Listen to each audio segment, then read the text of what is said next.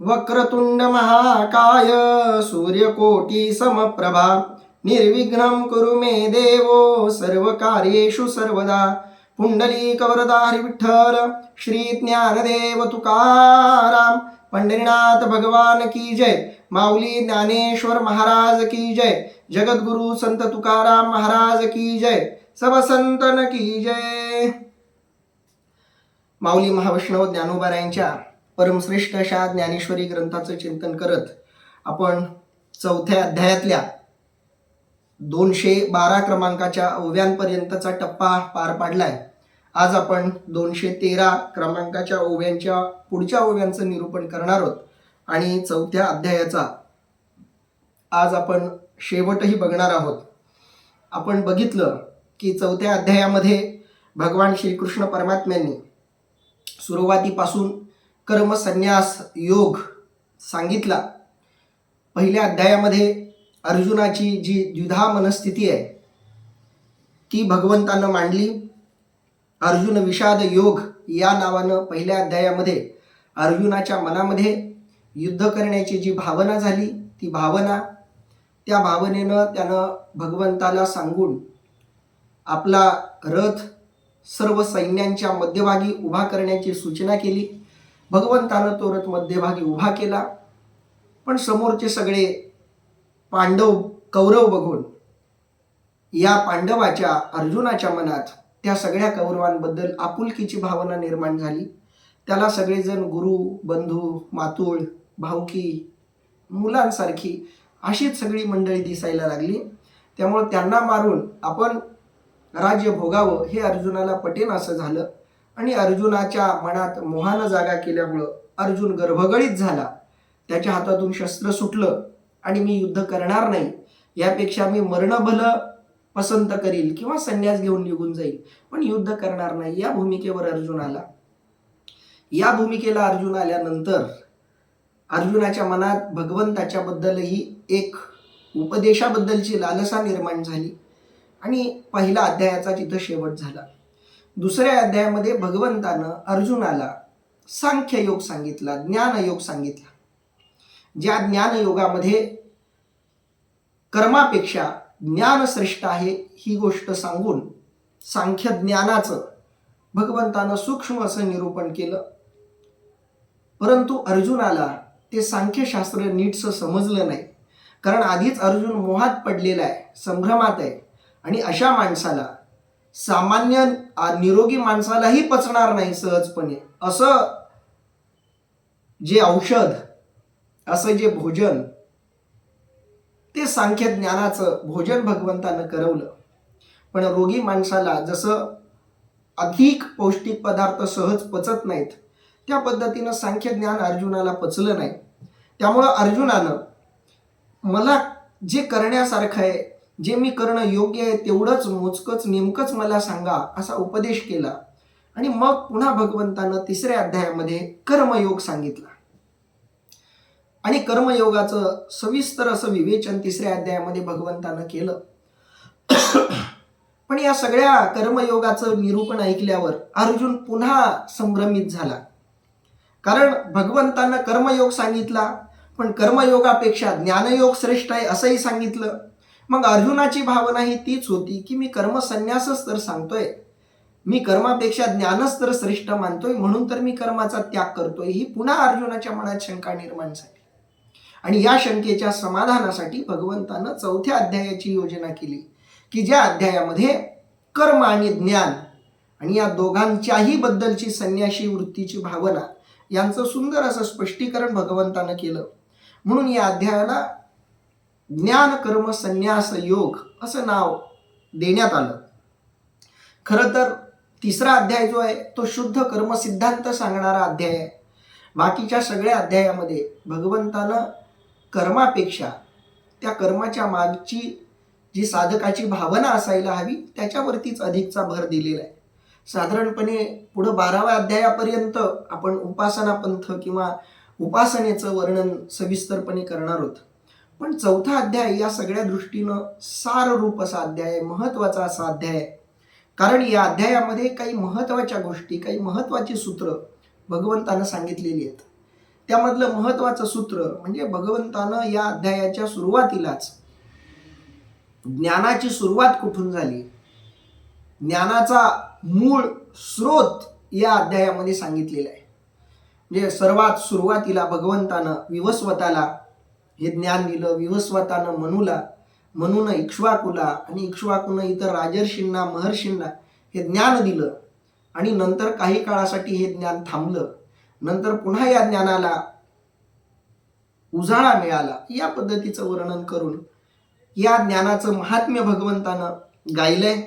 आणि त्याचबरोबर भगवंत अवतार का घेतात, भगवंताच्या जन्माला येण्यामागची कथा भगवंतानं सांगितली. कारण अर्जुनाच्या मनामध्ये प्रश्न निर्माण झाला की भगवान श्रीकृष्णाचा जन्म तर अतिशय अलीकडचा आहे आणि मग अर्जुन, भगवान श्रीकृष्ण परमात्मा जो अर्जुनाच्या समकालीन आहे, त्या श्रीकृष्णाने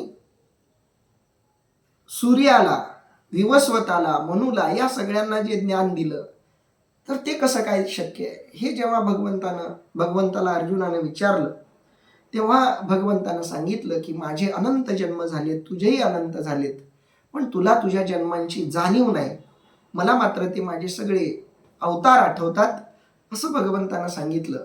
आणि म्हणून भगवंताच्या अवतारामागचं रहस्य सुद्धा आपल्याला या चौथ्या अध्यायामध्ये बघायला मिळतं. म्हणूनही चौथ्या अध्यायाचं एक वेगळं असं महात्म्य आहे, वेगळी एक श्रेष्ठता या अध्यायाची आहे.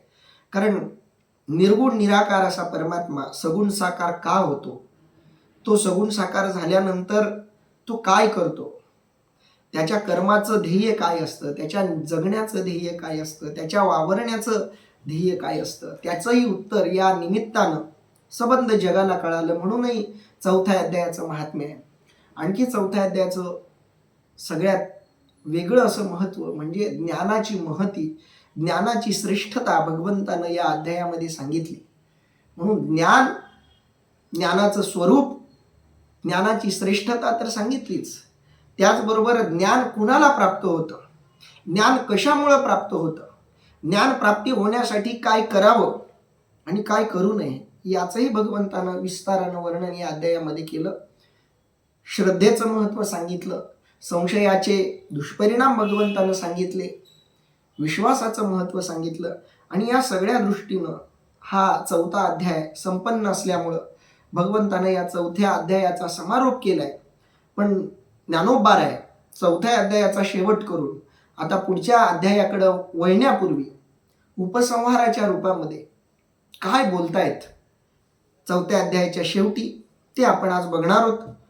ज्ञानोबबाराय म्हणतायत, तो शांतूची अभिभ नवेल, ते परी असा मराठे बोल, जे समुद्राहुनी सखोल अर्थ भरित. अर्थात तो शांत रसच ज्यात प्रकट होईल व जो समुद्रापेक्षा गंभीर असून अर्थ भरित आहेत असे जे मराठी बोलते ऐका. ज्ञानोबबारायांनी जी श्रीमद भगवद्गीता संस्कृतमध्ये होती, जी श्रीमद भगवद्गीता समजण्यासाठी अवघड जात होती,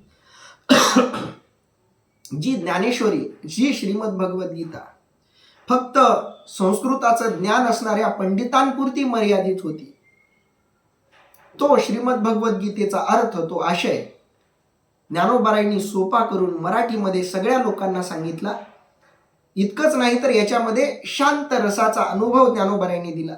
म्हणून तो शांतूची अभिनवेल, अभिनवेल शब्दाचा अर्थ आहे प्रकटेल, या ज्ञानेश्वरीच्या रूपानं शांत रस प्रकट होणार आहे. कारण ज्ञानोबबारायांनी या संबंध ज्ञानेश्वरीमध्ये शांत रसाला आविष्कृत केलंय, शांत रसाला प्रकट केलंय, शांत रसाला मांडलंय ज्ञानोबबारायांनी या ज्ञानेश्वरीमध्ये. संबंध ज्ञानेश्वरीचं बारकाईनं निरीक्षण केलं तर कळतं की एक नवीन रस ज्ञानोबबारायांनी आणला. त्या रसाचं नाव आहे शांत रस आणि त्या शांत रसाचा अनुभव या ज्ञानेश्वरीतून येईल. या ज्ञानेश्वरीतून तो शांतूची अभिनवेल, तो शांत रस या ज्ञानेश्वरीतून प्रकट होईल, शब्दांतून प्रकट होईल. ये परी असा मराठे बोल, हा शांत रस मराठीच्या भाषेतून, मराठी शब्दांमधून व्यक्त होणार आहे. कारण 13व्या शतकामध्ये नुकतंच कुठं मराठी साहित्याचं जे काही लिखाण आहे ते सुरू झालेलं होतं. नव्यानं मराठी साहित्याचं लिखाण होत होतं. मराठी साहित्याच्या आद्य ग्रंथाचा हा कालखंड आहे. विवेक सिंधू, माहीमभटांचा लीळा चरित्र हे ग्रंथ याच कालावधीच्या आसपास निर्माण झालेले होते. या काळामध्ये ज्ञानेश्वरी सारखा महत्वाचा मोलाचा ग्रंथ ज्ञानोबांनी लिहिला, तो मराठी भाषेमध्ये. कारण मराठी भाषेतल्या ग्रंथांच्या आद्य ग्रंथांचा हा कालखंड होता. म्हणून ज्ञानोबा सांगतायत, परियसा मराठे बोल जे समुद्राहुनी सखोल अर्थवरित. या शब्दांमध्ये जो अर्थ आहे तो समुद्रापेक्षाही सखोल आहे. असं म्हणतात की समुद्राची खोली मोजता येत नाही. समुद्र प्रचंड खोल असतो. त्या समुद्रापेक्षाही खोल असा अर्थ या ज्ञानेश्वरीमध्ये. एका एका शब्दाचं निरूपण करत जावं तर त्या शब्दाचेही अर्थ आपल्याला सापडणार नाहीत. समुद्राची खोली आपापल्या मर्यादेप्रमाणे सापडते. तुमच्याकडं किती सामर्थ्य आहे खोली शोधण्याचं, त्या सामर्थ्यापर्यंतच तुम्ही त्या समुद्राची खोली शोधू शकता. तुमच्या सामर्थ्याच्या पलीकडेही समुद्राची खोली असते. अगदी त्या पद्धतीनं ज्ञानेश्वरीचा अर्थ कसा.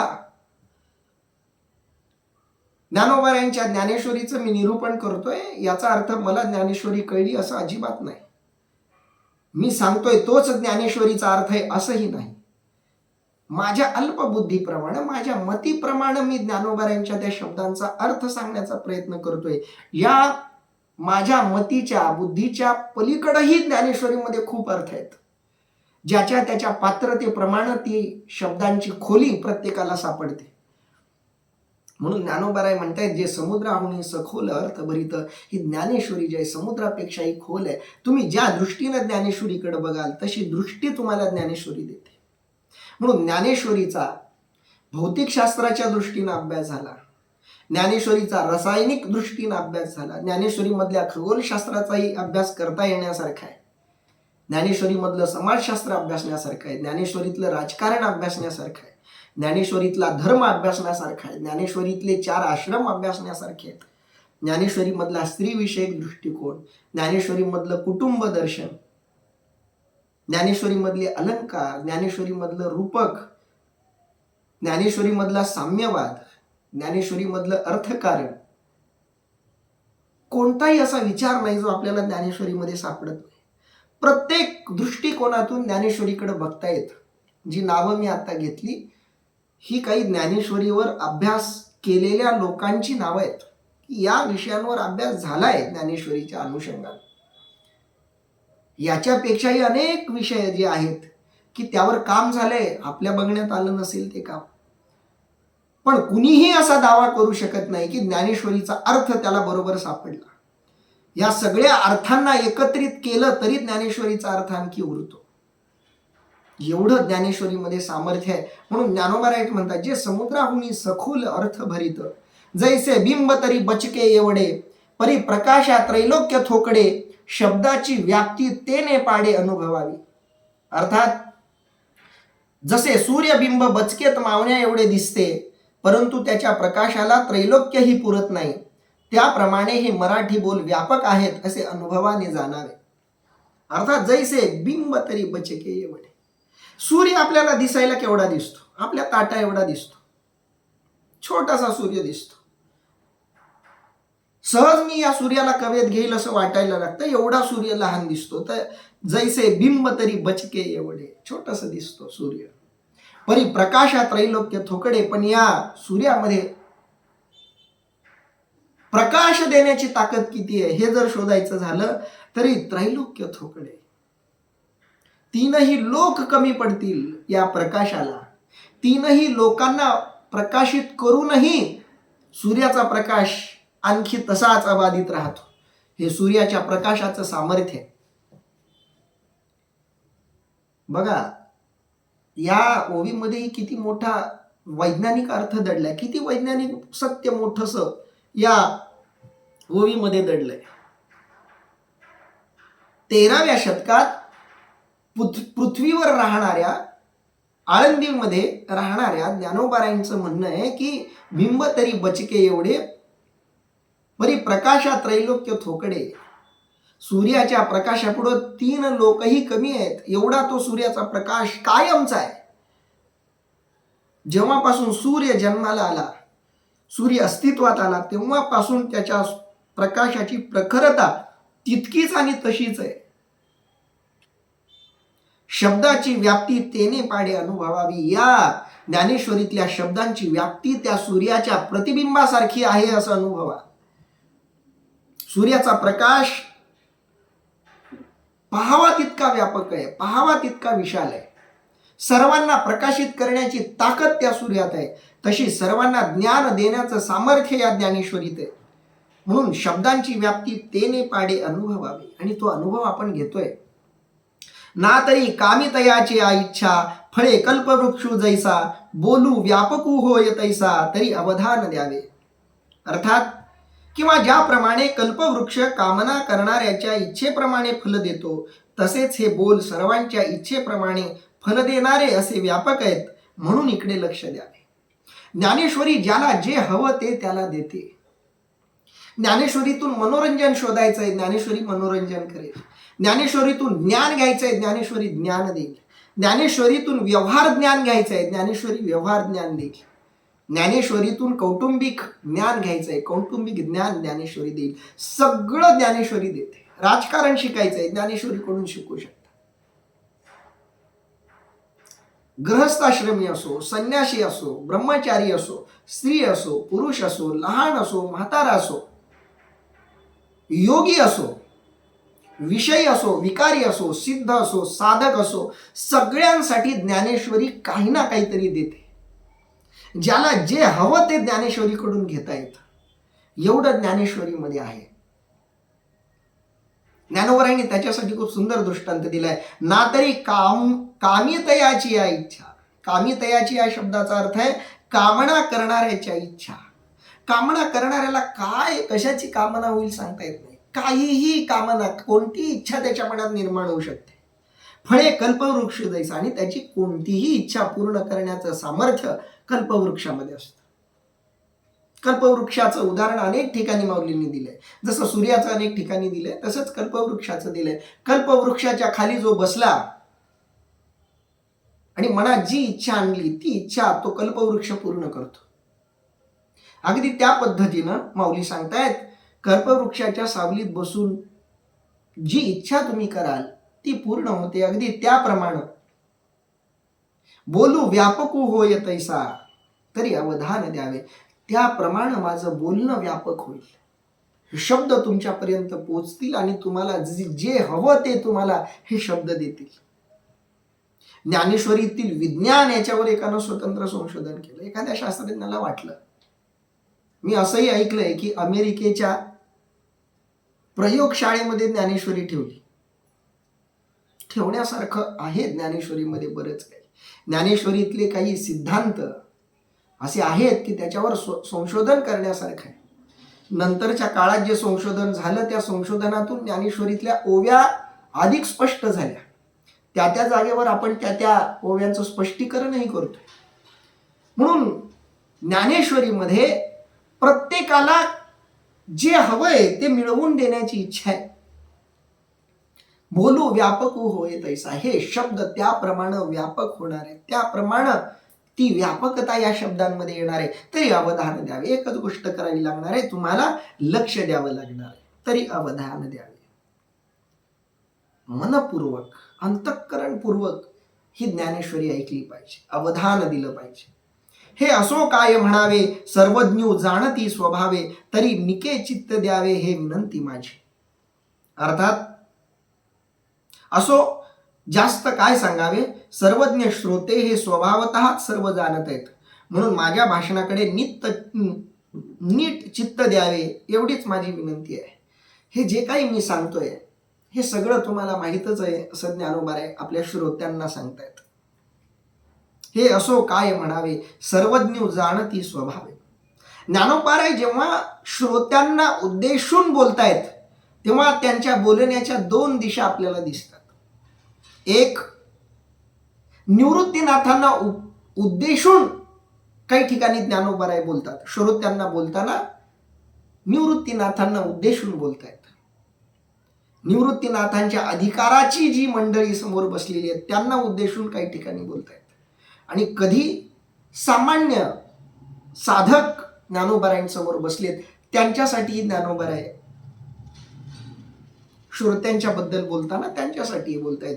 या दोघांना उद्देशून ज्ञानोबाराय बोलतायत जेव्हा श्रोत्यांना उद्देशून बोलतायत तेव्हा.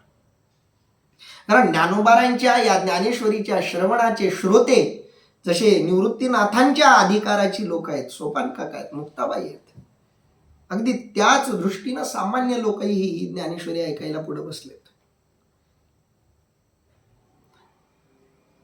इथं जे ज्ञानोबाराय बोलतायत सर्वज्ञ जाणती स्वभावे, हे बोलणं ज्ञानोबारायांचं निवृत्तीनाथांसारख्यांचा जो अधिकार आहे त्यांच्यासाठी आहे. सर्वज्ञ जाणती स्वभावे, स्वभावतः त्यांना हे सगळं माहिती आहे.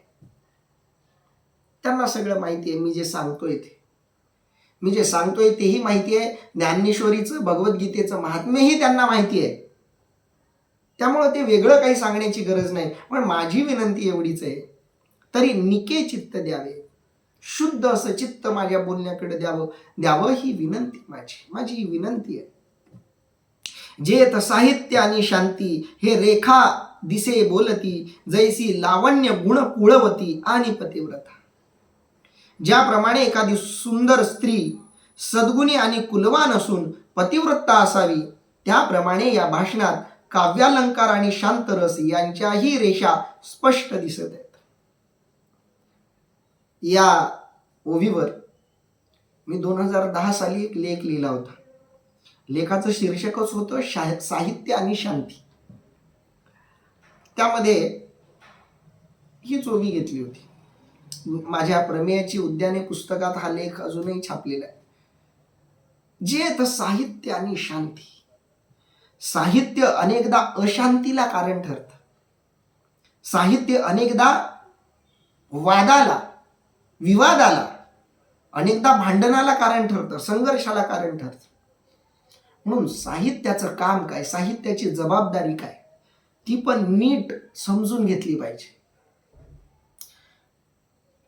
मराठीमध्ये, भारतामध्ये, जगामध्ये अशा अनेक कलाकृती लिहिल्या गेल्या, अशा अनेक साहित्यकृती जन्माला आल्या, ज्या साहित्यकृतींनी संघर्ष निर्माण केला, ज्या साहित्यकृतींनी वाद निर्माण केला, ज्या साहित्यकृतींनी भांडणं लावली, शांतीभंग करून टाकली. साहित्याचं हे प्रयोजन संतांनी कधीच स्वीकारलेलं नाही. संतांच्या दृष्टीनं साहित्य तेच जे शांती देतं. जीवनवाद आणि कलावादाची जी भूमिका मराठीमध्ये जुन्या काळापासून चालत आलेली आहे. 1920 नंतर खांडेकर फडक्यांनी त्याला जास्त स्पष्टपणे मांडलं. वि. स. खांडेकर आणि नासी फडके यांनी. जीवनवाद आणि कलावाद जगातल्या सगळ्याच इस्थेटिक्समध्ये, समीक्षा शास्त्रात, सौंदर्यशास्त्रात ही चर्चा खूप विस्तारानं होते. कला कलेसाठी असावी की कला जीवनासाठी असावी. कला जर कलेसाठी असेल तर तिचा आस्वाद कलेची जाण असलेलाच घेऊ शकतो. सामान्याच्या ती कला काहीच कामाची नाही. संतांची भूमिका विचाराल तर संत कधीच कलेच्या बद्दल केवळ शुद्ध कलावादी नव्हते. संतांनी साहित्य जीवनासाठी म्हणूनच वापरलं. जीवनाला दिशा देणं, जीवनाला गती देणं, जीवनातले दोष घालवणं, जीवनातल्या दोषांचं दर्शन घडवणं, जीवनाच्या उत्थानाचा मार्ग दाखवणं, हे साहित्याचं काम आहे. जीवनातली, समाजातली अशांती दूर करणं, समाजाला शांती प्रदान करणं, हे साहित्याचं खरं काम आहे संतांच्या दृष्टीनं. आणि संतांनी त्यासाठीच आपलं साहित्य, त्यासाठीच आपली वाणी राबवली. याच्याशिवाय काहीही बोलणं संतांना मान्य नाही. भलेही संतांच्या लिखाणात कलावाद तितकाच परिपूर्णपणे आहे. याचा अर्थ संतांनी कलात्मकता डावलून साहित्य निर्मिती केली असं नाही. संतांचं साहित्य कलात्मकतेलाही तितकंच उतरतं. अभंग कसा असावा तर तुकोबारायांसारखा, ओवी कशी असावी तर ज्ञानोबारायांसारखी. संतांनी त्या काव्य प्रकाराचं आदर्श प्रारूपही मांडलं. कलात्मकतेतही संत कमी पडले नाहीत, पण त्यांचा जो दृष्टिकोन होता तो जीवनवादी होता. ज्ञानोबारायांचं म्हणणं आहे, जेत साहित्य आणि शांती. या ज्ञानेश्वरीमध्ये साहित्य आणि शांती तुम्हाला एकत्र बघायला मिळेल. हे रेखा दिसे बोलती. रेखा शब्दाचा अर्थ आहे पद्धत. ही पद्धत तुम्हाला या ग्रंथामध्ये दिसेल, स्पष्टपणे दिसेल. साहित्य मूल्यही या लिखाणात तुम्हाला दिसेल, या शब्दात दिसेल, आणि शांतीही दिसेल. एक आत्मशांती, मनशांती, दैहिक शांती, सगळ्या स्तरांवरची शांती देण्याचं काम, देण्याचं सामर्थ्य या ज्ञानेश्वरीमध्ये आहे. म्हणून जेत साहित्य आणि शांती, हे रेखा दिसे बोलती. या दोन्ही गोष्टी तुम्हाला एकाच वेळी दिसतील. कशी? जैसी लावण्य गुणकुळवती आणि पतिव्रता. एखादी पतिव्रता स्त्री आहे, ती सुंदरही आहे, लावण्यवतीही आहे, आणि तसेच गुणही तिच्यात आहेत. नाहीतर काही जण दिसायला सुंदर असतात पण गुण चांगली नसतात. काही जण दिसायलाही चांगले असतात, गुणही चांगली असतात, पण पातिव्रत्य त्यांच्याकडे नसतं. हे तीनही गुण एका स्त्रीमध्ये जसे यावेत, तर ती स्त्री जशी परिपूर्ण वाटते, सुंदर वाटते, अधिक शुद्ध पवित्र वाटते, अगदी त्या पद्धतीनं हा ग्रंथ आहे. कारण या ग्रंथामध्ये साहित्य आणि शांती यांचं मिश्रण झालेलं आहे. जशी लावण्य गुणकुळवती आणि पतिव्रता. ज्ञानोबांनी दृष्टांत खूप सुंदर दिला. पुढे माऊली म्हणतायत, आधीच साखर आवडे तेची जरी ओखदी जोडे, तरी सेवावी नाका कोडे नावा नावा. अर्थात आधीच सर्वांना साखरेची आवड असते, तशातून ती जर औषधाबरोबर सेवन करण्यास मिळाली तर ती वरचेवर आनंदाने का खाऊ नये. साखर प्रत्येकाला आवडते, गोडवा प्रत्येकाला आवडतो, गोड पदार्थ सगळ्यांना आवडतात. तर ज्यांना शुगर आहे त्यांना आवडत नसते. पण डॉक्टरकडे गेल्यावर डॉक्टरनं सांगावं की तुला जे औषध घ्यायचंय ते साखरेबरोबरच घ्यायचंय. जे औषध घ्यायचंय ते साखरेबरोबर घेतलं तर जास्त परिणाम करेल, असं म्हटल्यावर किती आनंद होईल. कडू औषध घेण्यापेक्षा गोड औषध कुणालाही आवडेल. गोडवा त्यांनाच नकोसा वाटतो ज्यांना त्या गोडव्यामुळे शारीरिक हानी होते.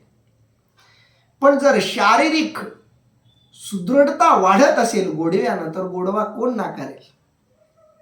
अगदी त्या पद्धतीनं आधीच साखर आवडे. ज्ञानोबारायांच्या ज्ञानेश्वरीतून ज्ञानोबारायांच्याही काही स्वाभाविक गोष्टी बाहेर आलेल्या आहेत. ज्ञानोबारायांना गोड आवडायचं.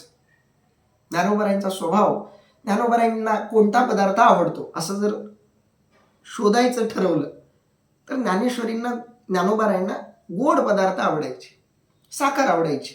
हे ज्ञानेश्वरीतून कळतं. अनेक ठिकाणी ज्ञानोबारायांनी साखरेचा गोडवा, साखरेची गोडी आवडण्याच्या अनुषंगाने उदाहरणं दिलेली आहेत. आधीच साखर आवडे तेची जरी ओखादी जोडे, आणि ते जर औषधाबरोबर जोडून दिलं आणि सांगितलं की औषध तेव्हाच काम करेल जर या साखरेबरोबर घेतलं, तर ते औषध आणि ती साखर किती आवडीनं माणूस खाईल. तरी सेवावी नाका कोडे नावा नावा. कोडे शब्दाचा अर्थ आहे आनंदाने, नावा नावा, वरचेवर, अधिकाधिक का खाऊ नये. त्या पद्धतीनं ज्ञानेश्वरी अलंकार दृष्ट्याही श्रेष्ठ आहे, कलात्मक दृष्ट्याही श्रेष्ठ आहे. यातले रूपक, यातले अलंकार, यातल्या उपमा, उपमेय, सगळे अलंकार यांचाही अभ्यास केला तरी ज्ञानेश्वरी श्रेष्ठ. आशयाचा विचार केला तरी ज्ञानेश्वरी श्रेष्ठ. आशय आणि आविष्कार दोघांचंही सुंदर असं मिलन जर ज्ञानेश्वरीत भेटत असेल, आणि याच मिलनातून मिळणाऱ्या ज्ञानेश्वरीतून मनातले विकार निघून जात असतील, मोक्षाचा मार्ग सोपा होत असेल, तर कडवट असं काही अवघड असं साधन करण्यापेक्षा असं गोडवायुक्त साधन स्वीकारून का मोक्ष मिळवू नये. सहजे मलया नीलू मंदू सुगंधू, तया अमृताचा होय स्वादू, आणि तेथेची जोडे नादू जरी दैवगत्या.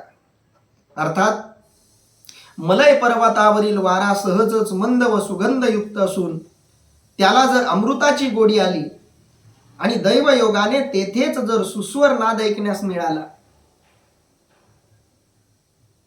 सहजे मलया नीलू, मलया नील म्हणजे मलयागिरी पर्वतावरील वारा.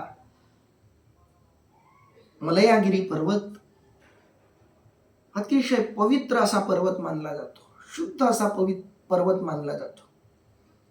तिथं येणारा वारा शुद्ध असतो, पवित्र असतो, मंद असतो, हवा हवासा वाटेल असा तो वारा असतो.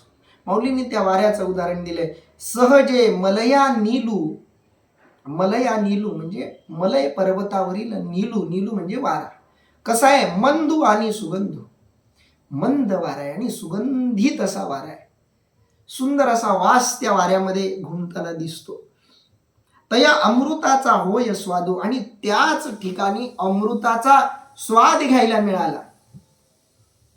त्याच मलय पर्वतावर बसून त्या मंद पर्वताचा आनंद घेत घेत अमृतही प्यायला मिळालं. आणि तेथेची जोडे नादू जरी दैवगत्या, आणि तिथंच सुंदर असं काहीतरी संगीत ऐकायला मिळालं. नशिबान, तर नशीब चांगलं लागेल. नंतर एवढ्या पर्वतावर गेल्यावर खायला काय नेणार? जे काही न्यायला सोपं पडेल ते नेईल एखाद्या वेळी माणूस खायला. मनाला हवं ते तिथं गेल्यावर खायला कसं मिळेल? आणि एखाद्या वेळी मिळालंच मनासारखं खायला, तर सुंदर असं संगीतही तिथं ऐकायला मिळालं, किती चांगलं होईल. मलयगिरी पर्वत, तिथल्या सुंदर मंद वाऱ्यांचा आस्वाद घेत अमृत प्यायला मिळतंय आणि सुंदर असं संगीतही आजूबाजूला ऐकायला मिळतंय. एवढं चांगलं दैव योगानं जर मिळालं असेल तरी स्पर्शे सर्वांग निववी, स्वादे जिव्हे ते नाचवी, तेवीची काना करवी म्हणवी बापू माझा. अर्थात तर त्या वाऱ्याच्या स्पर्शाने सर्वांगाला गार वाटेल, मधुर गोडीने जिव्हेला समाधान वाटेल. त्याचप्रमाणे सुस्वर कानी पडल्यामुळे कानालाही आनंद होऊन त्यांना धन्यता वाटेल. बघा, मलय पर्वतावर गेलात, मलयगिरी पण शब्द वापरतात अनेक जण. मलयगिरी पर्वतावर गेलो, गिरी म्हणजे मुळात पर्वतच. मलयगिरीवर गेल्यानंतर सुंदर वारा येतोय तर त्वचेला आनंद मिळाला, अमृत प्यायला मिळालं तर जिभेला आनंद मिळाला, सुंदर संगीत कानाला ऐकायला मिळालं तर कानालाही आनंद मिळाला. एकाच वेळी 3 अवयवांना तृप्त करण्याचं सामर्थ्य दैव योगानं आपल्याला मिळालं. तसंच ज्ञानेश्वरीच्या संदर्भात माऊली सांगतायत, तरी स्पर्शे सर्वांग निववी, स्पर्शानं सर्व अंगाला शांत करण्याची ताकद या ज्ञानेश्वरीमध्ये आहे. स्वादे जिव्हे ते नाचवी, अमृताचा गोडवा मिळाल्यावर जसं जिभेलाही आनंद होतो, जिव्हा सुद्धा नाचायला लागते. आणि त्याच वेळी तेवीची काना करवी म्हणवी बापू माझा. बापू म्हणजे वावा, काने म्हणायला वावा करायला लागतात. कानालाही आवडावं, जिभेलाही आवडावं, त्वचेलाही आवडावं, सगळ्यांना आनंद देईल, सगळ्यांना आवडेल अशी ज्ञानेश्वरी आहे. ज्ञानेश्वरीच्या ऐकण्यात आनंद आहे, ज्ञानेश्वरी बोलण्यात आनंद आहे, ज्ञानेश्वरीबद्दल चिंतन करण्यात आनंद आहे, मनन करण्यात आनंद आहे. ज्ञानेश्वरी सर्व इंद्रियांना आनंद देते. शब्दांचा आनंद डोळ्यांना मिळतो, शब्दांच्या लईचा आनंद कानांना मिळतो, जिभेला मिळतो, वाचताना आनंद मिळतो. पाटील काका ज्ञानेश्वरी ज्या लयीत वाचतात पारायणाच्या, ऐकताना ऐकतच राहावं वाटतं, कारण ती लय त्यांना प्राप्त झाली. ती लय का प्राप्त झाली? ज्ञानेश्वरीमध्ये ती शक्यता आहे म्हणून. कारण ज्ञानेश्वरीमध्ये शब्द जरी कमी जरी जास्त झाले तरी लय बाधित होत नाही. अगदी त्या पद्धतीनं ज्ञानेश्वरीची ती लय, आणि जी लय ज्ञानोबारायांना सापडली ज्ञानेश्वरीची, ती ओवी ज्ञानोबारायांच्या पूर्ण रसात भिनलेली होती. इतकी मालूम अशी शब्दरचना ज्ञानेश्वरीत दिसते आपल्याला. आणि म्हणून ज्ञानेश्वरी वाचताना एक लय मिळते. म्हणून ज्ञानेश्वरीचं पारायण करून थकवा येत नाही. तुम्ही तसंच एखादं पुस्तक वाचायला बसा, जेवढा वेळ ज्ञानेश्वरी पारायण करता तेवढा वेळ एक पुस्तक वाचा, लगेच थकवा येईल, नकोसं वाटायला लागेल. पण ज्ञानेश्वरी मध्ये शब्दरचना तशी आहे कितीही वाचा तुम्ही, थकवा तर जाणवतच नाही. एक रिदम, एक लय प्राप्त होऊन जाते आणि मनालाही एक असं डुलल्यासारखं वाटतं, मनही आनंदी होतं, मनालाही एक नाचल्याचा आनंद मिळतो. पारायण करून बघा, याचा अनुभव येईल. अनेकांनी केलेली आहेत पारायण, त्या सगळ्यांना माझ्या बोलण्यातून त्यांचा अनुभव आठवत असेल, माझे शब्द त्यांच्या अनुभवाची साक्ष देत असतील. मनामध्ये एक लय होते, निर्माण होते पारायण सुरू असताना. भलेही अर्थ बाजूला ठेवला, अर्थ लक्षात येत नसला तरी ज्ञानेश्वरी पारायण चालू असलं की एक लय मिळते. सामूहिक पारायण पण आम्ही कित्येकदा केलेत, ऐकलेत. हजारो लोकांच्या उपस्थितीत पारायण होतात. लाखोंच्या उपस्थितीतही ज्ञानेश्वरीची पारायण झालेली आहेत. सगळे जण एकाच तालात ज्ञानेश्वरी वाचू शकतात. हे सामर्थ्य आहे ज्ञानेश्वरीतल्या लयीचं. कुणाचाही शब्द तुम्हाला मागं पुढं दिसणार नाही. त्याच वेळी सगळ्यांच्या तोंडी तोच शब्द, त्याच लयीत, त्याच उच्चारात, त्याच वळणाचा उच्चारला जातो. एवढं सामर्थ्य आहे ज्ञानेश्वरीमध्ये. आणि म्हणून ज्ञानेश्वरी कानालाही आनंद देते, ज्ञानेश्वरी मनालाही आनंद देते, ज्ञानेश्वरी आत्म्यालाही आनंद देते. म्हणून ज्ञानेश्वरीमध्ये ते सगळं आहे की ज्यामुळं सगळी इंद्रिय या ज्ञानेश्वरीचं वावा करतात, ज्ञानेश्वरीचं कौतुक करतात. देवीची काना करवी म्हणवी बापू माझा, तैसे कथेचे ये ऐकणे, एक श्रवणासी होय पारणे, आणि संसार दुःख मूळवणे विकृती विणे. अर्थात त्याप्रमाणे ही कथा ऐकल्यावर श्रवणाचे पारणे फिटून संसार दुःख काही एक कष्ट न होता आपोआपच समूळ नष्ट होणार आहे. ज्ञानेश्वरी ऐकली की संसार दुःख संपणार आहे. संसार दुःख सगळ्यांना आहेत, प्रापंचिक दुःख आहेत, विषयाची दुःख आहेत. पण ज्ञानेश्वरीमध्ये हे सामर्थ्य आहे की ही ज्ञानेश्वरी ऐकत जर आपण राहिलो, तैसे कथेचे ये ऐकणे, तसं या कथेचं, ज्ञानेश्वरीचं जे ऐकणं आहे ते तसंच आहे. कानाला, मनाला, वाचेला सगळ्यांना आनंद देणार आहे. आणि श्रवणासी होय पारणे, या श्रवणातूनच असं काही एक मिळणार आहे की पारणं फिटणार आहे. पारणे शब्दाला खूप अर्थ आहे. पारणे सोडणं. आपण उपवास आणि पारणे या दोन शब्दांना खूप महत्व देतो. उपवास शब्दाचा मूळ अर्थ आहे भगवंताचा सहवास, देवाचा सहवास. आणि पारणं शब्दाचा अर्थ आहे देवाच्या सहवासासाठी केलेल्या साधनेचं फळ घेण्याची वेळ म्हणजे पारण. म्हणजे साधना केली, साधनेचं फळ घेण्याची वेळ आली, त्याला आपण पारणं म्हणतो. एक श्रवणासी होय पारणे, या श्रवणातून पारणही घडतं. जे हवं ते मिळवण्याची वेळ म्हणजे ज्ञानेश्वरी. ज्ञानेश्वरी ऐकण्याची बुद्धी होण्यासाठी तुम्हाला काहीतरी करावं लागेल. काहीतरी पुण्य असेल तर तुम्ही ज्ञानेश्वरीकडे याल. पण ज्ञानेश्वरीकडे आलात की मग घेणंच, फक्त घ्यायचं काम आहे.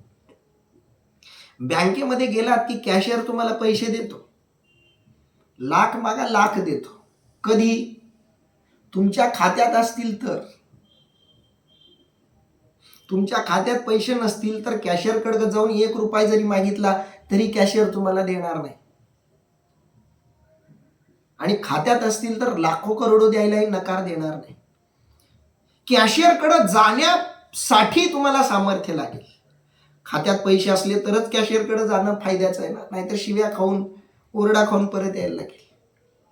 ज्ञानेश्वरीकडे येण्यासाठीच फक्त पुण्य लागेल. तुमच्या खात्यात पुण्य असेल तरच तुम्ही ज्ञानेश्वरीकडे याल. पण ज्ञानेश्वरीकडे आलात की मग फक्त कॅश घ्यायचंच काम आहे. तैसे कथेची ये ऐकणे, एक श्रवणसी होय पारणे, पारणं घ्यायचंच काम आहे. आणि संसार दुःख मूळवणे विकृती विने. मूळवणे विकृती विने शब्दाचा अर्थ आहे विकार न होता समूळ नष्ट होते. संसार दुःख कोणत्याही विकृतीशिवाय नष्ट होत. काही साधनं अशा आहेत की त्या साधनेतून विकृती येते. काही साधनं अशा आहेत की त्यामुळे शरीराला त्रास व्हायला लागतो. हठयोग आहे. हठयोग लोक करतात. त्या हठयोगामुळे शरीराला त्रास होतो. साध्य प्राप्त होतं पण शरीर विकृत होऊन जातं, दोषी होऊन जातं. काही साधनं अशा आहेत की त्या साधनांमुळे मानसिक विकृती येते. पुन्हा अहंकार निर्माण होतो, विकार उत्पन्न होतात, अहम उत्पन्न होतो. अशाही काही साधनं आहेत. ज्ञानेश्वरीच्या साधनेत कोणतीही विकृती निर्माण होत नाही. ज्ञानेश्वरी विकृती जन्माला येऊच देत नाही. ज्ञानोबारायांची नम्रता, निर्माण होणारा अहंकार तिथल्या तिथंच ठेचून टाकते.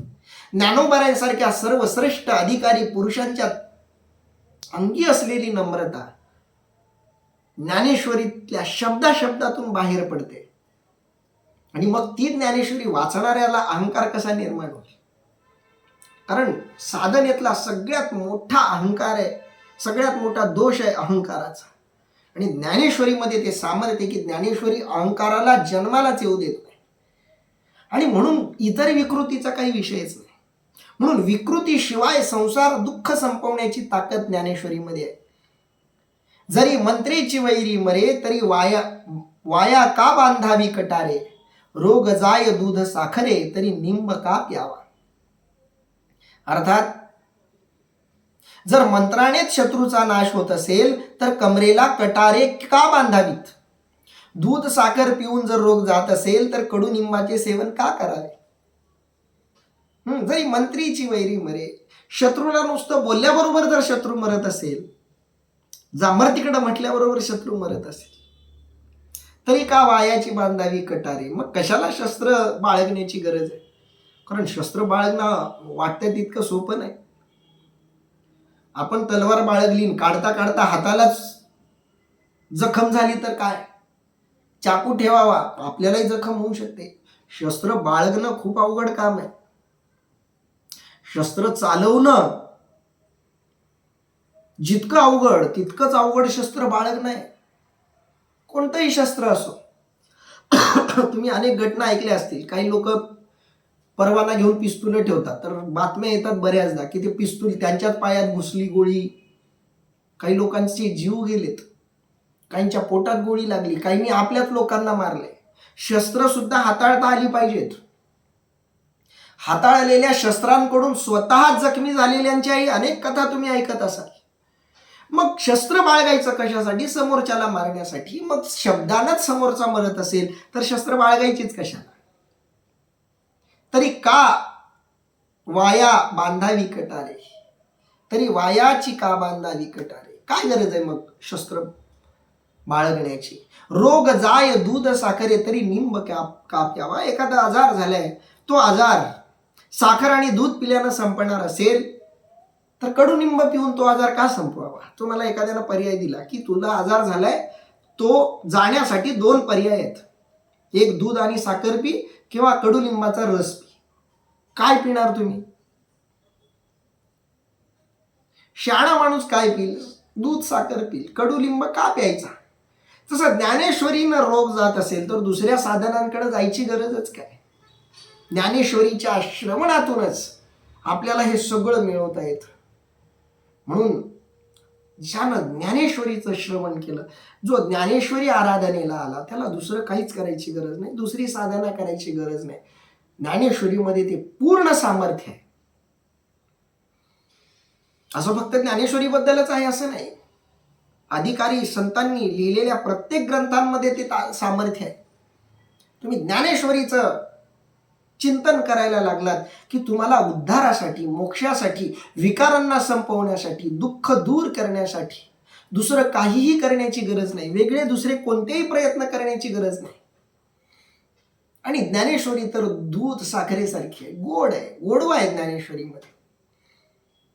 रोग जाय दूध साखरे तरी निंब का प्यावा. तैसा मनाचा मारू न करिता आणि इंद्रिया दुःख न देता येत मोक्षू असे आयता श्रवणाची माझी. अर्थात त्याचप्रमाणे मनाला न जिंकता व इंद्रियांना न दुखविता नुसत्या श्रवणानेच येथे आयता मोक्ष प्राप्त होतो. ही ओवी अतिशय महत्वाची आहे अशा लोकांसाठी जे साधनेत नवीन आहेत. अनेक लोकांचे मानसिक प्रश्न असतात. अनेक जण मला खूपदा विचारतात की आम्हाला परमार्थ करावा वाटतो, पण मनात विकार आहेत, विकार जात नाहीत, किती प्रयत्न केला तरी जात नाहीत. इंद्रियांवर निग्रह प्रस्थापित होत नाही, इंद्रिय विषयांच्या मागे धावत असतात. मग जोपर्यंत इंद्रियांवर नियंत्रण येत नाही तोपर्यंत साधना करून साधना फळणार नाही. मग काय करावं? ज्ञानेश्वरीमध्ये ज्ञानोबा तो उपाय सांगतायत. तैसा मनाचा मारू न करिता, मनाचा मारू शब्दाचा अर्थ आहे न जिंकता. मनाला जिंकायची गरज नाही, वाहू द्या मनाला जिथं जायचंय तिथं. मनाला मोकळीक द्या, हरकत नाही. मनाला मारायची गरज नाही, मनावर नियंत्रण ठेवण्याचा प्रयत्न करायची गरज नाही. आणि इंद्रिया दुःख न देता शरीरालाही त्रास द्यायची गरज नाही.